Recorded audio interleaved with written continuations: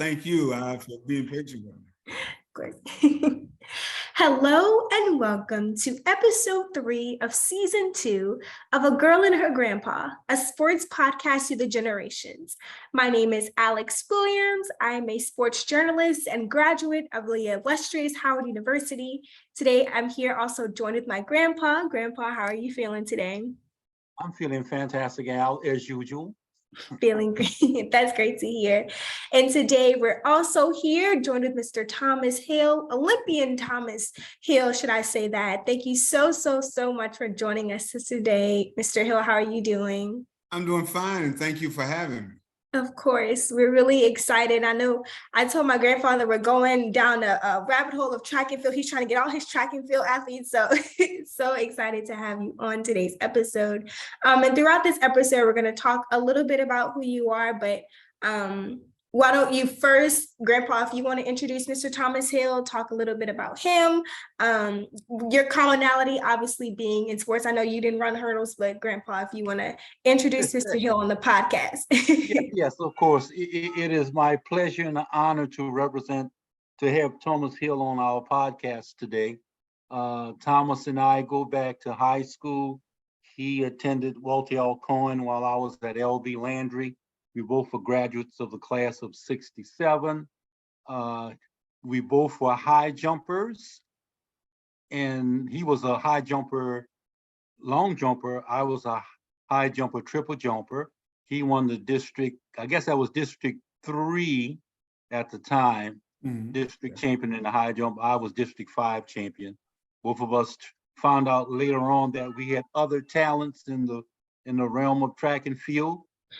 He found out that he was a hurdler, and from there, matter of fact, he was so much of a hurdler, he went on to become Olympic bronze medalist at the Munich Games 1972. So we're going to get into that, but I'm just elated to have one of my cohorts on the air and one of the guys that I look up to, because I was shocked to find out, matter of fact, they was running hurdles, and then when he got his medal, I was extremely proud just to have known the guy and to give him the opportunity to tell his story. So welcome, Mr. Hill, welcome. Well, thank you. It's a pleasure and an honor to be here with you and your granddaughter. It's a distinct pleasure. Thank you.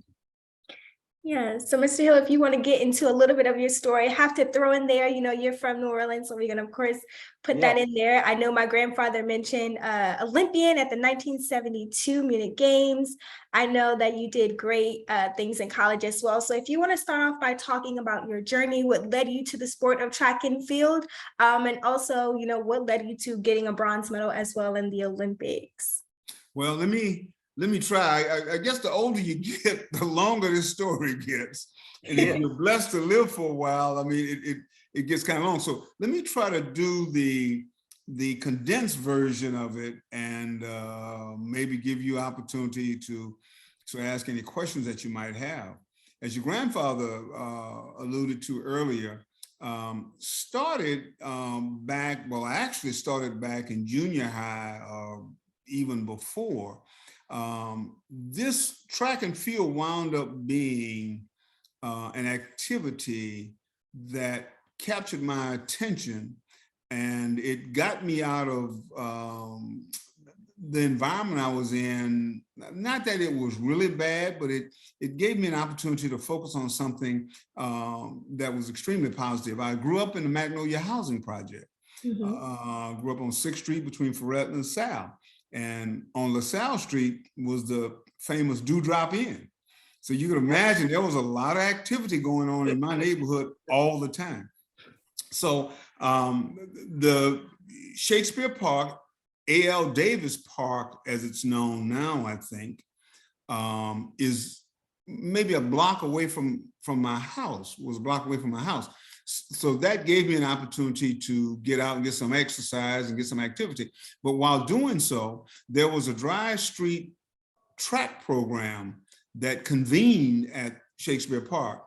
And we just recently honored an individual who was responsible for making that happen, Coach Ronald Henderson. But he allowed kids to come in, and it really wasn't about your talent. It was more about whether you wanted to participate, willing to abide by the rules and regulations and kind of do your thing. And so I was. And so as a result, I got started early, and running was something that I could do. And there was no pressure on me to win and that kind of stuff. It was an activity that I could participate in. I participated in junior high school, and I participated in high school. In high school, I also played basketball. And I think, as I said, I played basketball. That might be a slight exaggeration because I was not very good. They also allowed me to be a part of the team. And basically, as your grandfather indicated, I was a high jumper, so I could jump, and leaping ability was important on the basketball court. Not only could I leap, I could run. So I can get up and down the court, and I could kind of hold my own. Couldn't shoot, could rebound, could play defense, but I didn't have the shooting ability. But anyway, as a result, track was something that I had took a liking to, and it was something that was suitable to me. So I participated junior high school, high school. In both, I was a high jumper and a long jumper. And I thought that was my event. It just so happened that during my senior year, I had at least two guys on the team who had achieved national recognition: Alfred P. Koo and Ivory Lewis. Alfred P. Koo was a long jumper, triple jumper, and a hurdler. Ivory Lewis was a triple jumper. And both of those guys, Alfred went to the Golden West, which is the kind of Super Bowl, if you will, of high school track and field in this country. And Ivory was ranked in the nation. I was one of those guys that, I score points, and I was pretty decent, high jumper, long jumper. I wound up getting, I think, third in both in the state meet. Did not win a state championship, but I thought third wasn't bad. But anyway, at the end of our senior year, Alfred P. Koo and Ivory Lewis were both sought after, and they got opportunities to get scholarships to go to school.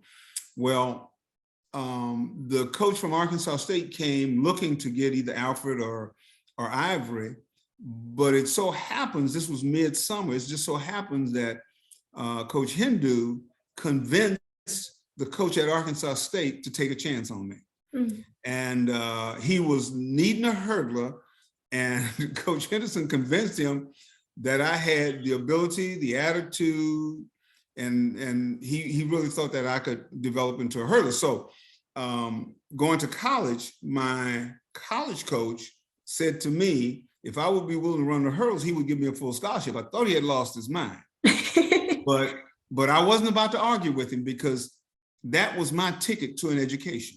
Right. And if he had said to me, and I was probably 5'11", 155 pounds, soaking wet with bricks in my pockets, had he said to me, I want you to be a shot putter, I'd have said, yes, sir. Shot put would probably weigh more than me, but that didn't matter because my goal was to get an education. That was the end game. So he gave me a full scholarship, and I thought, if this guy was crazy enough to give me a full scholarship, I'll do whatever he wanted me to do. So he said, run the hurdles. I said, fine. But it was odd, because once he got me on campus, before I ever started training, he told me that I would be the conference champion. And so I thought, this guy really has lost his mind. He gave me a scholarship to do something that I hadn't done before. Now he's talking about, I'm going to be a champion. But it's interesting how people's confidence in you can really boost your self-confidence and get you to thinking you can do things that you hadn't thought about. He kept saying it. And through the course of the year, he said it so much, I guess I began to believe it. And at the end of my freshman year, I won the conference in the hurdles. Wow. And I went from my first competitive hurdle race was, I think, 15-2. That year, I went from 15-2. At the end of the year, I was running 14-4, which was kind of crazy. Matter of fact, I think I may have even run 14-2 because I think I broke the school record my freshman year. And so that started something that just began to mushroom. So I started with a 15-2. By the end of my junior year, I had run 13-2, which was then the world's record. I had tied the world's record, which was, Wow. I mean, it was crazy. I mean, it was absolutely crazy. But in the meantime, I would run the 100, the 200, the 400. I ran the 400 intermediate hurdles. I high jumped, I long jumped. I ran the relays, the 4x1, the 4x2, and the 4x4. So my coach really made a good investment because he got his money's worth out of that full scholarship. And once that happened, it just began to mushroom. And one thing led to another. It just so happened that after I tied the world's record, I got hurt. And so sat out a year, and I got hurt during the end of the 1970 season. And so I was injured and was out all of 1971, but I came back in 72 and I made the Olympic team. Wow. And it was one of those meteoric kind of things that happen, and it didn't allow you time to think about anything. It happened so fast that you didn't even have enough time to think enough to be scared. I mean, it just happened so fast, and like I said, the rest is history.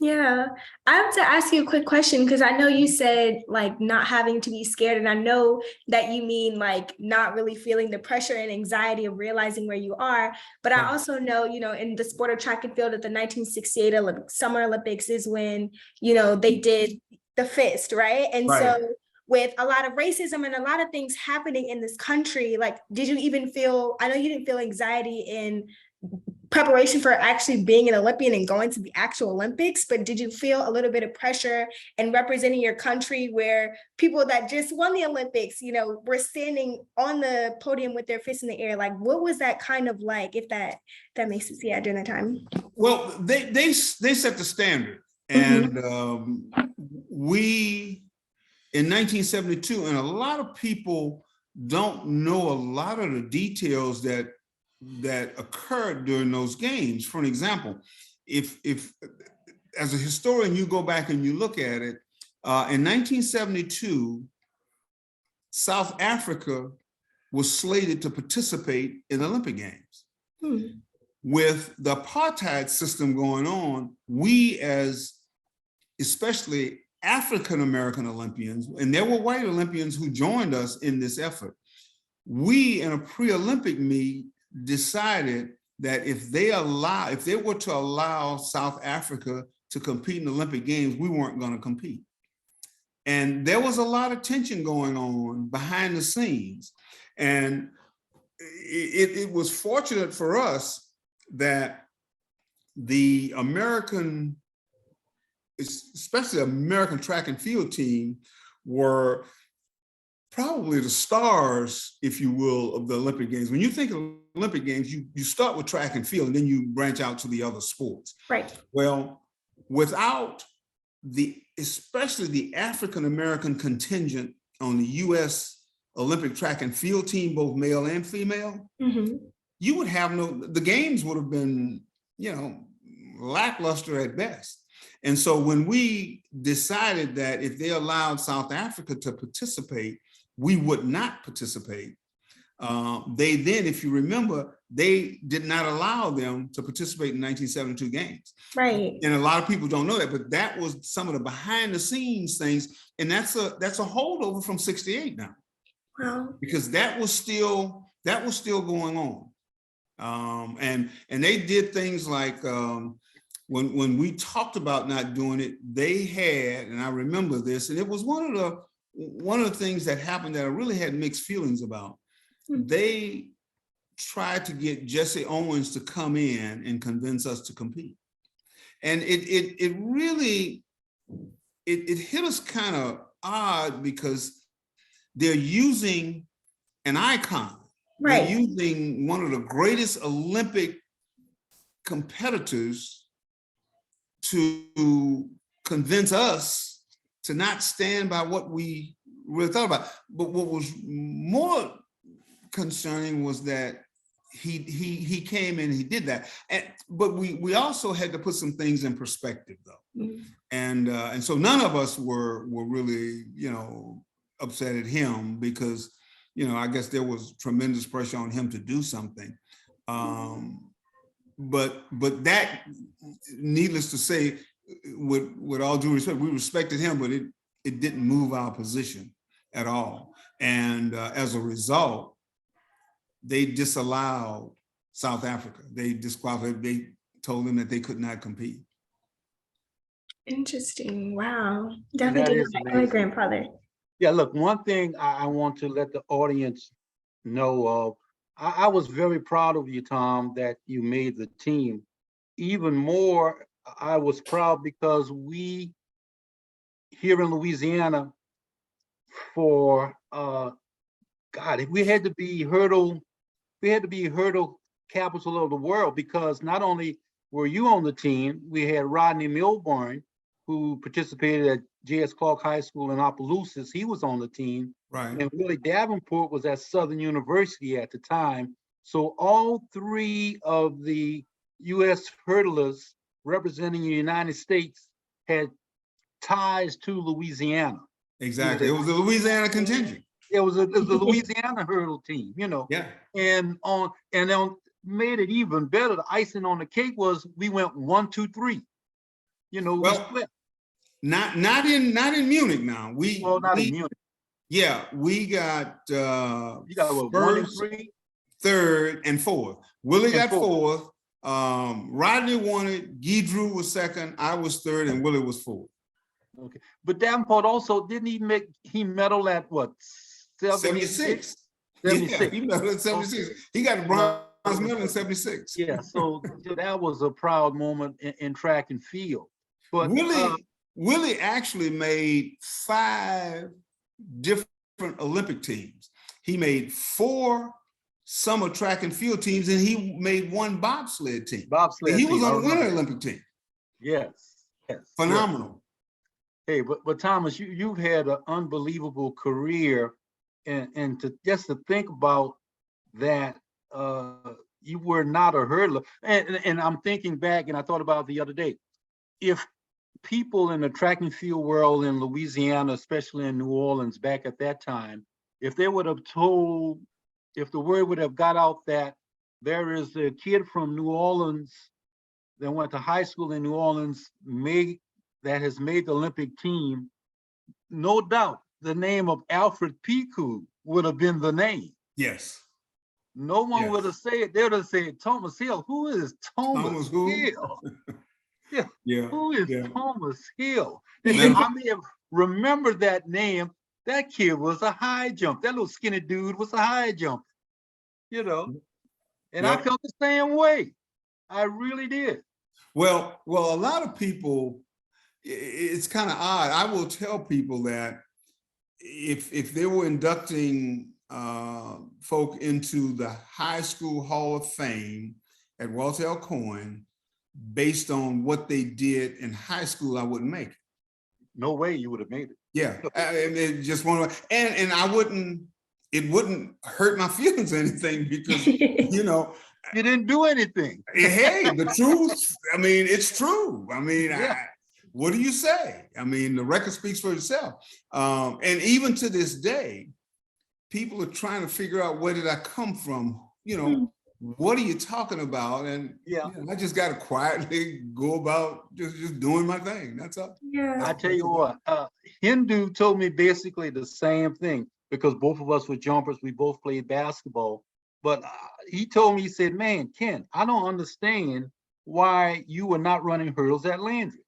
You can jump, you got the speed, but I said, Coach, look, they didn't put me in the hurdles. One quick question before I turn it back over to Al. Who was your college coach? Who was the coach that told you that you could run hurdles at Arkansas State? John Rose. John I'll never forget. He's deceased, but he took me in, and he never wavered. He had unquestionable confidence in me. I mean, it was almost like during my freshman year, if there was something that I didn't do right, or if I didn't win or something like, he would make excuses for me. I mean, it was the craziest thing I've ever seen. Wow. But he had the kind of confidence that made you compete. I mean, his confidence was such that you didn't want to let him down. You know, I mean, why is this guy got all this faith in me? And he never, I'm telling you, he never wavered. I never heard him say, well, Tom's not good, you know, never. I never heard him say that. Wow. Amazing. Yeah, I think, you know, just to ask you, because it kind of reminds you, like you kind of said, you know, a lot of times people have so much faith in you that you start believing that within yourself. And I know you mentioned coach, and I also know Mr. Hindu, and I know, you know, how he literally told us on a podcast episode that he used to go during the middle of track and field when there was actually things going on to the other team to help them and tell them what they're doing wrong. And I told him I never really could understand that, because why are you trying to help the opponents in the middle of a race? But I wanted to ask you, like, who were some other like focal point and really important people in your life besides your coach, besides Mr. Hindu, that kind of placed so much belief in you that you could once again believe in yourself as well? I would always, I definitely have to go back to the very beginning. My mother, she was a rock. I mean, she was always there. She always had faith in me. She had planted the seed, that education thing. She planted that seed. My goal was to get an education, going to college. I mean, running was just a way to do it. Right. But my mission was to get an education, and she instilled that in me. Give you a bit about her. She was born in 1909 in rural Mississippi, African-American female. She was a high school graduate, which is really weird. And I got to tell you this little funny story. Kids would leave school during that time to go out in the field, pick cotton and that kind of stuff, because that's how they survived. Right. Well, she and her brother would go out to pick cotton, and her brother would really look after her. I mean, he was her keeper, and wound up being our keeper as well. But when they were younger, they would go out to fields and pick cotton. Well, she was so slow at it and was no good at it that he told her, he said, hey, look, you go get an education, you go to school. I'm gonna pick my cotton and I'm gonna pick yours too. Wow. And that's what started that. And they were so close. They moved from Mississippi to Louisiana, to New Orleans. And while he didn't have the education, he was an entrepreneur. He would not let anybody but her do his books. He did not trust anybody, even his wife. His sister was his rock. Wow. And likewise, he was her rock. And they were really, really tight. But she graduated from high school, and she didn't have the opportunities I had. If she could have gone to college, she could have easily gotten a PhD. She was a smart woman. I mean, really smart woman. And but she realized that the opportunities that were not there for her were there for us. And she set us in a position that you have to go and take advantage of these opportunities to get a good education. And so that's where that was planted. Now, she supported us athletically, but her focus was the education. Yeah. Oh, yeah. Yeah, that's beautiful. I think that kind of reminds me of my grandfather's mother, my great-grandmother. She graduated at high school at what age? 14, 15? 16, right? Yep. And during her time, not to age you, grandpa, not to age her, but, you know, she was in the early 1900s as well. And so, you know, not that you're just an Olympian, but you're Dr. Thomas Hill as well. Like, you have a PhD. I know you worked at institutions. And so what was that transition like? And I read somewhere, you know, I did my research on you, that you found your true calling in counseling and stuff at higher education. And so when did that transition happen for you, and how did you figure that out post athletic career? Well, it was the kind of thing that it happened kind of concurrently. It was odd because when I was an undergraduate, the better I ran, the better I did in the classroom.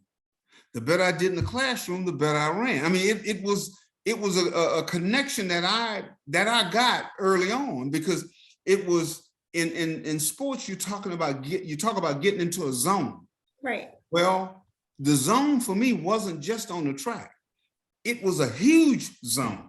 It was almost like having the Midas touch, if you will. Everything you touch turns to gold, sort of thing. Right. And so the better I ran, the better I performed in class. The better I performed in class, the better I ran. And so I made that connection early on. But then I started putting some things together about there are skills and talents that you develop on the athletic field that you can transfer to the academic arena. Right. And so persistence, for an example, if you get a kid who wants to be the best basketball player, best free throw shooter, they will shoot free throws until their hand bleed, really. So you take that same attitude and go, okay, when they give me this literature piece that I need to read and understand, why do your first words you come into that you don't understand, you put the book down? Instead of doing that, you drill, you work, you try, you take that same attitude academically that you did athletically. And so that's the thing that really helped me. And so I wanted to be the best on the track, but I also wanted to be the best in my field. Being the best in my field meant getting a PhD. I mean, there was no ands, ifs, or buts about it. I mean, you had to, if you want to be in the field, you need to be the best. If you're going to be the best, you got to get those credentials. And so it was, for me, it was a no-brainer. Right. Here, Tom, look, there's one thing that really I noticed helped turn your life around also. I saw where you were drafted, was that 1971 or 72 when your military drafted you? 71. 71. Okay. Yeah. Going back, do you remember your draft number? Because we're the same age. My draft number was, remember they had the draft lottery. Right. When they called your number, you had to go. My draft number was 360. What was your draft number? Mine was like I want to say 120 or between 120 and 150. But when they instituted the lottery system, you remember they just start drawing numbers. Yes. They didn't, I mean, there was no specific order, supposedly. They just drew some numbers. And so my number was one of the numbers that was drawn. And there was no student deferment or nothing like that. And so when they drew my number in the lottery, you actually, if you were in school, you had to, after that semester you enrolled, you had to shut it down and head to the military. Well, I told my coach I wanted to continue my education. I'd like to finish my education before I went to the military. He said, well, one way you can do that is I had the first 2 years of ROTC. He said, you can go to advanced ROTC and you can finish your degree. And once you finish your degree, you can go in on active duty. And so that's what I did. I had an opportunity to finish. And when I graduated, I was commissioned a second lieutenant. And see, that turned out to be a blessing. That definitely turned out to be a blessing to you, because I read where you said some 4-star general recognized your name and actually put you in an excellent position. Actually got you in West Point. So that was another positive thing that happened to you. Like you keep saying, you kept growing, things kept coming up roses, and this was another thing. This was another opportunity that was afforded to you. It's just amazing. Your life story, it's amazing. It really is. You can't plan stuff that happens. No, to you. I mean, you just can't. If you tried, you'd mess it up. What happened, I went to branch school, and the coach at West Point called me.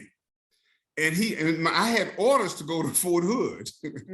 And he called me, he said, Tom, I know what you've done. I would love to have you at West Point. Would you be interested? And I thought to myself, is he crazy? And so I said, yes, sir, I'd love to. And, he said, well, let me make some calls and I'll get back to you. So what he did, he had been at West Point for over 20 years. During that over 20 year period, he had coached a guy named Bernie Rogers, who was chief of staff or something in the Pentagon. He called, now when you can call a 4-star general and call him by name, first name, you got some juice. He called and he said, I called Bernie and I said, Bernie, I need this young man to be at West Point. And it was the strangest thing because during branch school, the colonel, the commandant at branch school, Fort Ben Harrison, adjutant general, he called me in his office and he said, who in the world do you know? And I'm thinking, dude, I don't know nobody. I have no clue what you're talking about. He said, well, your orders have been changed as of this moment. He said, you're going to West Point. I'm going, okay. If that's where y'all want to send me, I'm going to go. But it was that kind of, Ken, and you're right. It was that kind of thing that has happened to me virtually all my life. I mean, it's a blessing. God has smiled on me. God's favor, yes. Oh, look, and let me tell you, but I also truly understand God bless us to bless others. He don't bless you just to bless yourself. And I'm clear about that. Okay. I'm not just taking it and saying, look how special I am. I'm a vehicle that he's using to get to other people. And that's one of the things that triggered the counseling interest. That I knew I had to give back, but how could I do that? And one of the ways I knew I could do that is to share my experiences with young athletes to get them in a position where they can take advantage of those opportunities. Right. That's amazing. That's amazing. And definitely just hearing how you're saying God's favor and how so many people like Mr. Hindu, so many people like the general, so many people that you never, like, there is something I believe in, and my mom tells me all the time, like, people, there are rooms that your name hasn't even entered in, but God has blessed you and allowed you to be in, and you have, you know what I mean? Like, that's wonderful. And so look, you talking to a guy who came from the Magnolia Project, okay? And I've been blessed in such a way. My 2 sons are college graduates. Yes. I mean, and I got 2 grandsons. If they intend to continue living, they're going to be college graduates too. If they decide they don't want to go to college graduate, we're going to plant them somewhere. But it's that kind of thing that has just been a big part of my life.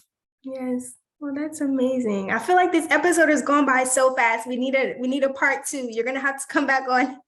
We're gonna have to come back on for a part 2. If you invite me back, I will be on time next time, I promise.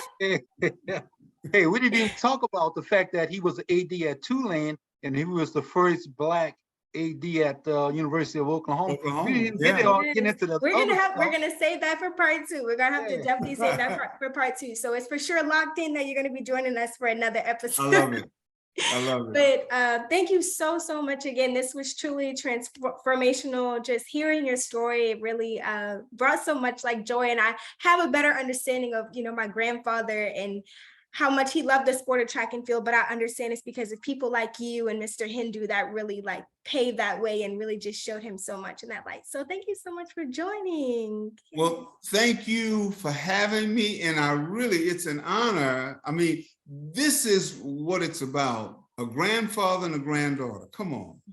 And I'm kind of there in the middle. I'm just getting all the good vibes. I'm loving it, and I really appreciate it. And it's a great thing that the 2 of you are doing. Thank you. All right, Tom. Thank you very much. But this was Ken, the 3rd episode of season 2. It can be found on Apple, Spotify with Alex Williams and her grandpa, Kenneth Grooms. I hope you all tune in to next time. Thank you all. Have a great day. All right, Tom. Take care. All right.